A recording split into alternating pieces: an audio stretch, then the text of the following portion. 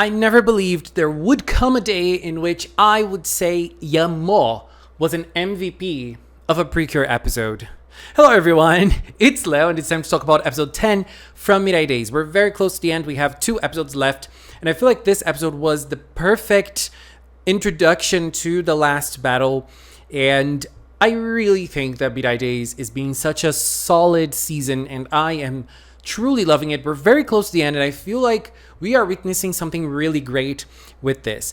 So I loved the first moments of the episode because they really set a very sad tone.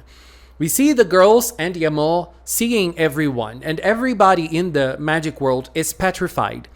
No one there has survived the attack of the time beast. Survived. They are alive, but they are turned into stones, and they're not enjoying life right now as regular people. And there were so many sad moments, and I really liked it. And another thing that I find interesting is that some characters, they become themselves as statues. Most of them become objects that remind them of a good time in their lives, but some of them become themselves. I remember 2. Liz, who is Riko's sister, and the teacher, the other teacher from the magical world that I don't recall the name right now, which is a normal thing to me. And both of them become statues of themselves. And I think that's an interesting thing to show, because it just goes to show that there are some people that are happy being themselves. And I feel like being themselves is a happy place for them already. I think that's a nice perspective to go with MIRAI Days, even though it's just like seconds. I find that interesting. And when they get to where the snail liner is to come back to our world, to the magicless world, they see that even the snail from the snail liner has turned into stone, so they have no way of coming back anymore. And Yamo appears, and when Yamo appears, he says that there is a way for them to come back, and he is able to use a teleport magic to bring them back to our world. What's interesting about that scene is that he also mentions that his fellow colleagues have been turned into stone. So he also wants to battle against the time beast, or so we thought, or so he says. And so when we get to our world, they are very happy to see that people here are just living life normally. They're just going by their lives, and the time beast has just attacked the magic world. And so when they get here, Mirai gets tons and tons and tons of messages on her cell phone, because in the magic world there is no internet connection. So when she gets here, she gets all of the messages, and people are asking for help. People are asking and wanting for the MAHOU TSUKAI or the witches or the magic users to help them, because lots of people are disappearing. So the attacks are happening here as well, but different than the magic world, he is not able to attack everyone all at once. He probably does not have that enough power. And so they receive lots of messages. She sees that her mom has called times, and she also hears Kay's message. And in Kay's message, there was also something that I found very, very interesting, which is people are thinking that the magic users, the girls who use magic, the witches, are behind the disappearances. And it's a conspiracy theory that is going around the internet, and the internet is full of those things. And the person who is helping is actually the one being the suspect. That happens so much in media that I find it interesting that they also brought it here to MIRAI Days. I find that a neat thing to bring into the narrative. It's really impressive how many things they are being able to put into just 12 episodes. It's truly, truly a masterful piece of work so far. And so they get to go to Mirai's house. And when they get there, her mom scolds her. Mirai's mom scolds her because why didn't you call us? She was very angry. But then she sees Ha-chan, and she's very happy to see Ha-chan. And then they mention that Ha-chan has grown. And girl, I'm sorry, I can't see it. I don't see a difference in Ha-chan's character. Oh my god. It's different than Mirai and Riko that I can really see that they are adults now. Ha-chan to me is the same. She is the same. And then they talk a little bit, and Mirai's dad also mentions that the magic girls are behind this, and Mirai gets very angry, and we see Mirai's grandmother saying that it's really impossible for witches to do bad things. I love Mirai's grandma. She's so cute. In the bedroom, we also have a little bit of a callback to when the girls were already adults and became teenagers again at the end of the original MAHOU TSUKAI, and Riko and Mirai, having all their bodies being hurt, and also Hachan, because they were big and now they got smaller, and Hachan was suffering from the same thing now. And we have, as I said at the beginning of the video, I really think Yamo was truly a masterpiece in this episode, and I find Yamo one of the most lifeless and tasteless villains of the PreCure franchise, but here in Mirai Days, he is truly shining. We have a bit of a dialogue between him and Mofurun at the roof of Mirai's house, and girl, that was my favorite part of the episode. I love Mofurun so much because at that moment, Yamo was trying to understand Mofurun's role, because Mofurun is very casual around the cures, and Yamo's perspective is that of someone who idolizes his master, who is Dokurokushi. And Mofurun doesn't. Mofurun is the best friend of Mirai and best friend of the other cures as well. So they're friends. It's a different dynamic, and Yamo does not understand it. And Mofurun does not understand Yamo's dynamic either. That was so much fun to watch. I love Mofurun so much. And then we have a bit of a reunion of Yamo trying to explain and trying to imagine where the Time Beast is, because the Time Beast doesn't seem to be in the magic world, in the magicless world. So where is he? They don't know. And obviously we have some very funny shenanigans, funny moments right there. And, Yamo was truly great the way he criticized where they were living, because that was very small for powerful beings like them. He was incredible.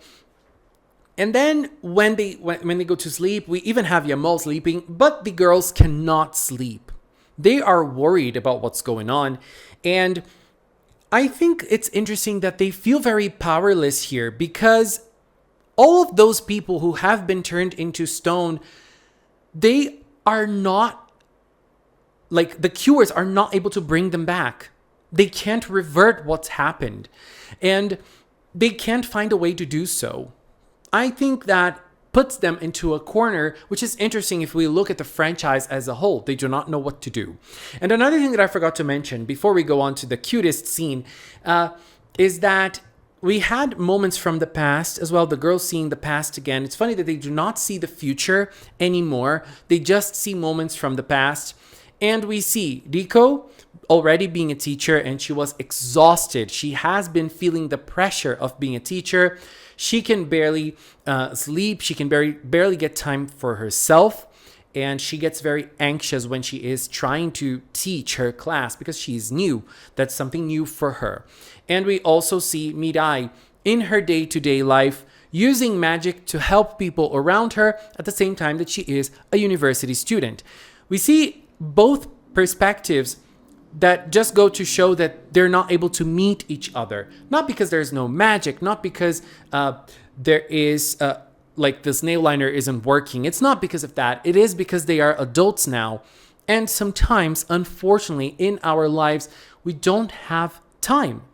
We have to battle time to do the things that keep us alive. And I really like when Mirai Days touch on those adult issues in a very singular manner.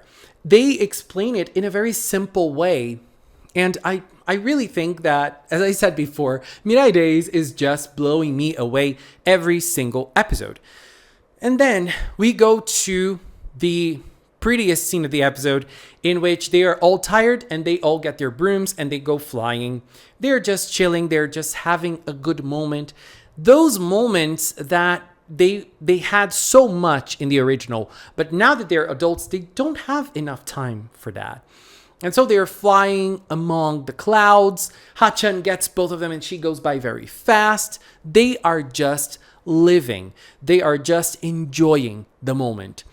As adults, we need moments like that. We need moments to play. We need moments to just let our minds go, let our minds flow. We just need moments to be happy and to be a little bit of our inner children. You know, let us have good moments. We as adults, we need that. And those girls, they were desperately needing that, especially in the time that they were at that moment. And so we see them after playing a little bit, we see them looking at the moon. And when the moon appears again, after it's been hidden, Mirai has an idea and she thinks of this idea and she shares it with them. And they all use Yamo's magic to go where they think the time beast is, which is where the snail liner crosses to go between worlds. So the time beast was really there. I just forgot to mention while I was recording one other scene that I found really important, even though I forgot to talk about it, which was when Riko was telling them that even though people were turned into stone, they were living in a happy moment of their lives. They were not suffering. They were in a moment that they found solace. So it is kind of reassuring to them that they do not have this sense of urgency to save people that are in some sort of a good place. The counterpoint to that was a little weird to me, which was we need to save them because we are sad without them. We see Mofurun saying this and the other girls basically agreeing with this idea, and people disappearing make people sad around them. I believe that obviously people cannot live in a fantasy forever.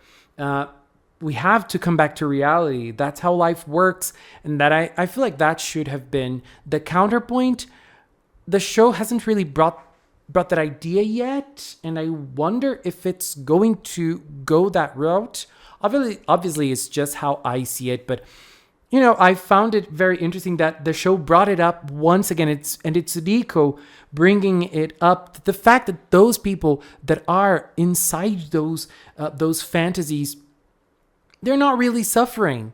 They're victims, but they're not really suffering. And we see that with Yamo in this episode. He was saved, but he did not want to be saved. What an interesting perspective. He was hiding between worlds. And so they get very close to where the time beast is, that red planet that they have created. And they say it's the size of the moon. It's definitely not that big because, or at least the perspective was off.